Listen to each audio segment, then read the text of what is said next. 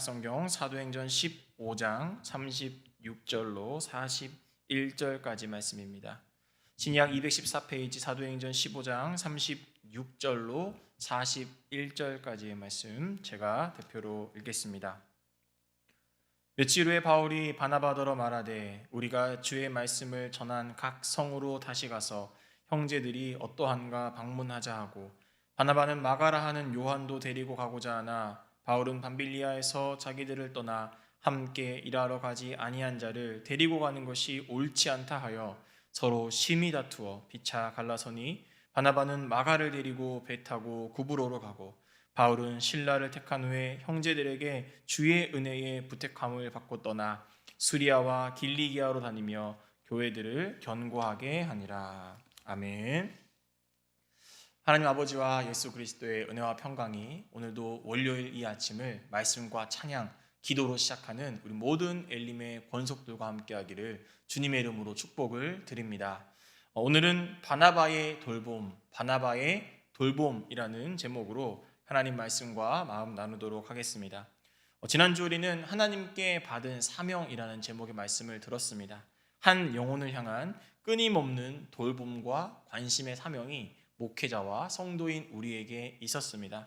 더불어 우리가 비록 인간적인 어려움이 교회 내부나 주변에 있을지라도 우리는 교회를 든든히 세워가는 사명이 있는 존재임을 지난주 말씀을 통해서 들었습니다. 오늘은 이 지난주 말씀과 동일한 본문을 가지고 그런 사명을 감당했던 이 바나바와 바울 중에 특별히 바나바에 집중해서 조금 더 그의 삶 속에 담겨있는 하나님 말씀과 메시지를 나눠보고자 합니다. 여러분, 바나바는 어떤 사람이었을까요? 바나바가 처음 성경에 등장하게 된 건 회심하기 이전의 바울, 즉 사울과 연관이 있습니다.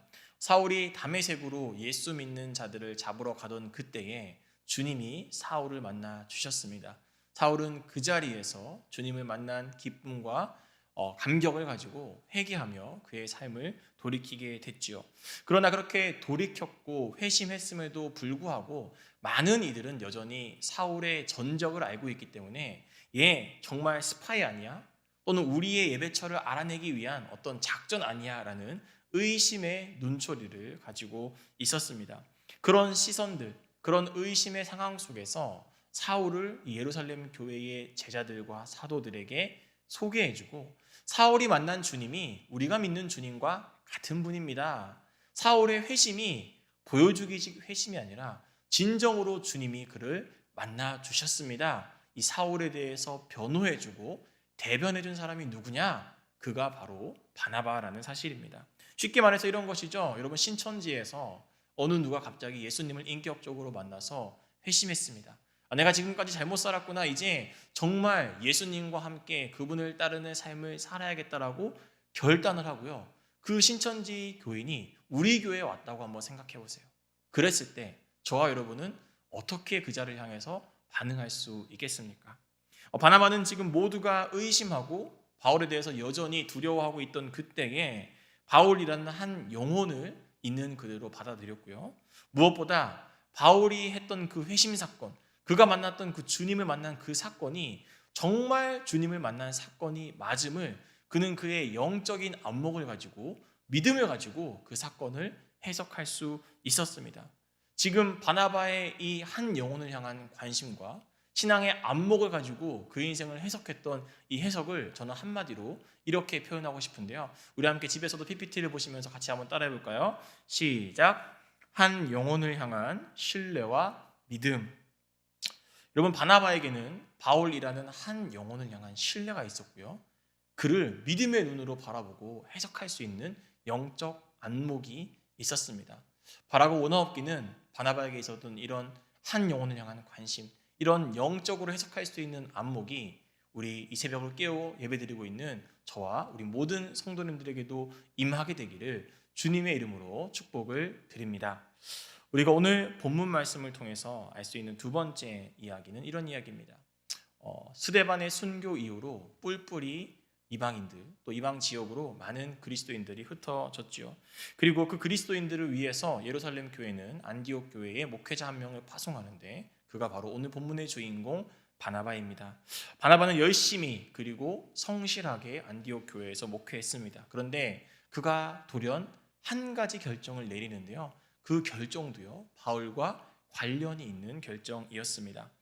바나바가 예루살렘 교회의 제자들 사도들에게 이 바울이 만난 회심 사건에 대해서 그의 믿음의 진정성에 대해서 설명하고 대변하고 그렇게 변호해 줬음에도 불구하고요, 여전히 많은 이들이 이 바울의 그 진정성에 대해서 의문을 가지고 있었던 것 같습니다. 왜냐하면 바울이 그 회심 사건 이후 바로 전면에 등장해서 예수님의 복음을 전하는 사역을 감당한 게 아니라 오늘 본문에 보니까 그가 그의 고향 땅 다소에 있었다라는 이야기를 해주고 있는 것이죠.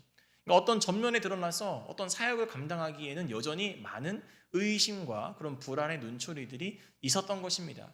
그렇게 고향 땅 다소에서 조용히 머물고 있던 이 바울, 이 사울을 오늘 안디옥 교회의 목회자 바나바가 안디옥 교회로 초대를 합니다.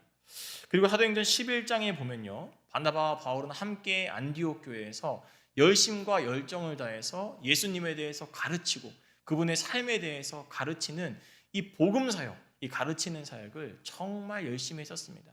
가르침을 받는 자나 가르침을 행하는 자나 얼마나 뜨겁게 그 복음 사역을 감당했던지 그 믿지 않던 주변 사람들이 이들을 향해서 뭐라고 부릅니까? 너희 유대인이구나, 너희 헬라인이구나가 아니라 너희 그리스도인이구나 라는 새로운 정체성을 부여하는데요. 그 중심에 누가 있냐? 이 바나바와 바울의 열심을 다한 가르침과 이 제자화시키는 사역이 그 중심에 있었습니다. 여러분, 그렇다면 바나바는 왜 고향에 있던 바울을 안디옥 교회로 초청한 것일까요? 저는 바나바의 행동을 이렇게 한번 해석을 해보고 싶습니다. 우리 집에서 PPT를 보시면서 같이 한번 읽어보겠습니다. 시작. 한 영혼을 향한 공동체의 돌봄. 바나바는 서두에 말씀드렸다시피 바울의 체험과 믿음, 그의 회심에 대한 진정성을 주변 사람들에게 대변해 줬었습니다. 그러나 바울이 고향 땅 다소에 가 있었다는 것으로 보아서 그 변호가 많은 이들의 마음을 금세 우호적으로 돌리지는 못했던 것 같습니다. 그러자 안디옥 교회로 파송을 받은 바나바가 택한 다음 선택이 뭐냐면 그 다소에 있던 바울을 지금 안디옥 교회로 불러서 너 그 땅에 조용히 있지 말고 이제는 교회라는 이 사역장에 와서 함께 나와 사역하자, 함께 예수님의 복음을 전하자, 이 사명을 바울에게 주고 바울을 안디옥 교회로 초대했습니다. 그런데 이렇게 목회자의 결정에 바울이라는 그 회심한 사람 이제 우리 교회로 초대해서 우리 교회에서 함께 말씀을 가르치고 전하는 일에 점령하겠습니다 라는 이 목회자의 결정에 대해서 성경 어디를 찾아봐도요, 안디옥 교회 교인들이 왜 그런 결정을 내렸습니까? 아직 우리는 못 믿겠어요. 아직 우리는 저자의 진정성을 확인할 수 없습니다 라고 반대하거나 거절하거나 거부했던 흔적이요, 성경 어디에도 나타나 있지 않습니다. 오히려 사도행전 11장 26절에 보면 많은 사람이 바울의 가르침을 배우고 따랐다라고 기록을 하고 있습니다. 무슨 말입니까? 바울이라는 한 영혼을 살리기 위해서 바나바는 개인적으로 그의 인생을 변호해주고 바울이라는 사람에 대한 관심을 가지고 그를 돌봐줬습니다. 그러나 한 사람을 온전하게 세우기 위해서 이런 개인적인 노력과 더불어서 한 가지 노력이 더 추가되어야 한다는 것인데요. 그것이 무엇입니까? 바로 공동체도 한 영혼을 받아들이고 협력해야 된다는 그 의지를 지금 바나바가 바울을 통해서 보여주고 있는 것입니다. 안디옥 교회 사람들이 군말 없이 거부하지 않고 자기네 교회에 이 바울이 와서 사역하는 것을 허용해 줬다는 것은 이 일을 통해서 비로소 바울이 교회에서 인정받기 시작하고 교회에서 하나님의 사람으로 양육받기 시작하며 이방인 선교를 향한 기틀을 마련하게 됐다는 것입니다. 만약 안디옥 교회 성도들이 바나바의 결정에 반발해서 안 됩니다, 우리 교회는 안 됩니다, 저 교회로요, 아직은 안 됩니다, 확인이 되면요 라고 말하고 거절했다면 이방인 사역을 위한 이 바울의 훈련됨, 바울의 이 첫 시작은 아마 한참 뒤로 밀려났거나 또는 시작하지 못했을 수도 있었을 것입니다. 교회의 존재 이유가 여러분 무엇일까요? 교회의 존재 이유는 한 성도라는 개인이 이 교회를 통해서 신앙을 배우고 학습하고 믿음 안에서 훈련하면서 올바른 사명자로 세워져 나가는 것이 교회의 존재 이유입니다. 더불어서 또 다른 교회의 존재 이유는, 또 다른 신앙 공동체의 존재 이유는 품어야 될 사람들을 함께 품어주고 그와 함께 발을 맞춰가며 또 다른 방식의 사명자를 세워나가는 것도 교회의 존재 이유입니다.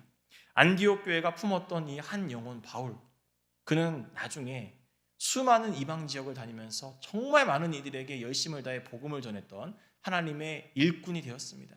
신약 성경 27권 중에 무려 13권을 바울이 저술할 만큼 그는 초대교회 그리고 지금도 우리의 삶 가운데에 수많은 영향력을 끼치고 있는 귀한 하나님의 일꾼으로 쓰임받게 됐습니다.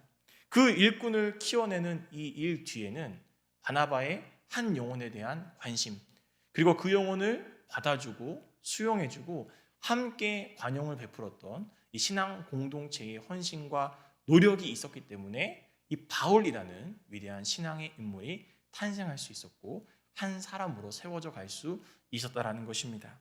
이런 말씀을 마무리하겠습니다. 바라고 원하옵기는 우리가 섬기고 있는 우리 꽃마을 엘림교회와 성도님들도 한 영혼을 세우고 한 영혼을 양육하는 일에 관심을 가지는 우리 교회와 성도님들이 되기를 소망합니다. 그리고 그 영혼을 세우는 일에 공동체적으로 함께 참석하고 협력하여서 나중에 우리가 하나님 곁에 갔을 때 꽃마을 엘림교회 정말 수고했다, 꽃마을 엘림교회 성도들 정말 충성했다 칭찬받고 하나님께 인정받을 수 있는 그런 은혜의 공동체, 은혜의 성도들이 다 되시기를 주님의 이름으로 축복을 드립니다. 이 시간 함께 기도하겠습니다. 하나님 감사합니다. 한 영혼을 향한 긍휼히 여기는 마음, 한 영혼을 향한 공동체의 관용과 받아들임, 이것이 바울이라는 하나님 나라의 귀한 일꾼을 세웠습니다.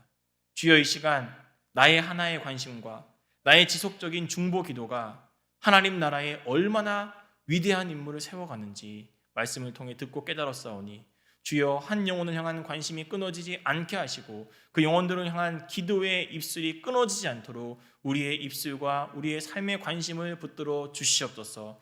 특별히 우리 사랑하는 꽃마을 엘림교회가 받아들여야 될 사람들을 받아들이고 그들과 함께 이 땅에서 동력하며 그들을 세워주는 일을 애쓰고 지역사회를 섬기며 아직도 주를 알지 못하는 이들을 믿음으로 받아들이고 함께 은혜로 나아감으로 정말 이 공동체를 통하여서 수많은 하나님의 일꾼들, 수많은 개종자들, 수많은 사명자들이 세워질 수 있도록 우리 교회의 사명 위에도 주여 축복하여 주시옵소서. 바나바의 돌봄이 나의 돌봄이 되길 원합니다. 바나바의 돌봄이 우리 교회의 돌봄이 되길 원합니다.